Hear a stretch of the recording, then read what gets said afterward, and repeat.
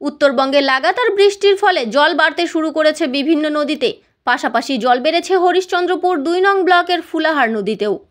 তাই নদী তীরবর্তী গ্রামগুলোতে পরিদর্শন করলেন মালদার জেলাশাসক নিতিন সিংহানিয়া।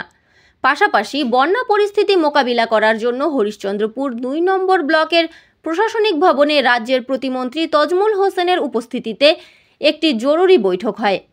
বৈঠকের পর সংবাদ মাধ্যমের মুখোমুখি হয়ে জেলাশাসক নিতিন সিংহানিয়া বলেন, হরিশ্চন্দ্রপুর ২ নম্বর ব্লকে এসেছি।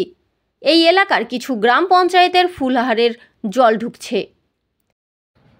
মুখ্যমন্ত্রীর নির্দেশে নদী তীরবর্তী এলাকার মানুষদের জন্য প্রশাসনের পক্ষ থেকে ত্রাণ সামগ্রী ও মেডিকেল ক্যাম্প সহ সরকারের পক্ষ থেকে সমস্ত ধরনের ব্যবস্থা করা হচ্ছে।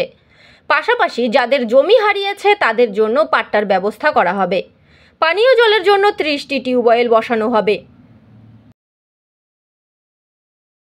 ফাইন মেটাল ওয়ার্কস যে কোনো ধরনের LED light, metal board, flakes board, নিয়ন বোর্ড, এসএপি ডেকোরেশন বানাতে আজই আসুন আমাদের প্রতিষ্ঠানে।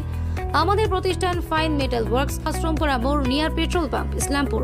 যোগাযোগ নম্বর 9971136010 অথবা 8076964664।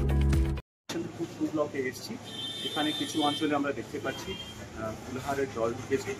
তার জন্য প্রায় 9টা গ্রাম ক্ষতিগ্রস্ত হয়েছে। যে মানুষগুলো আছে তাদেরকে বিভিন্ন ধরনের সহযোগিতা আমরা প্রোভাইড করছি। ত্রাণ থেকে শুরু করে আরও যা যা প্রয়োজন তাদেরকে শিফট করার ব্যবস্থা করা হচ্ছে এবং স্বাস্থ্য ক্যাম্প করা হচ্ছে। যারা পশুদের খাবার আছে সেটার ব্যবস্থা করা হচ্ছে মাননীয় মুখ্যমন্ত্রীর নির্দেশ অনুযায়ী। আজকে রিভিউ করা হলো এবং যারা জমি হারিয়েছেন তাদের পাট্টার জন্য বলা হয়েছে, স্বাস্থ্য শিবির করা হচ্ছে। আশা রাখছি তাদের কোনো অসুবিধা না হয়। এটা ব্লক প্রশাসন টিউবওয়েলস করছি, তার সঙ্গে ট্যাঙ্কার্স করে জল প্রোভাইড করছি যাতে কোনো অসুবিধা না হয় সেটাতে।